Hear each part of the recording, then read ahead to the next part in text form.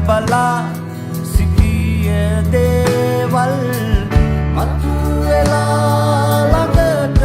එන්නට හීනවලට පනක් තියෙනවා කෙවිලා ගිය දේවල් ඉදිරියේ වෙන දේවල් වෙනසක් නැහැ සිදුවේ ආගිය මඟ ආයුතු තැන දන්නේ තමමයි නිදහසේ නිමක් නැතිව සිතුවිලි කඳ ගලා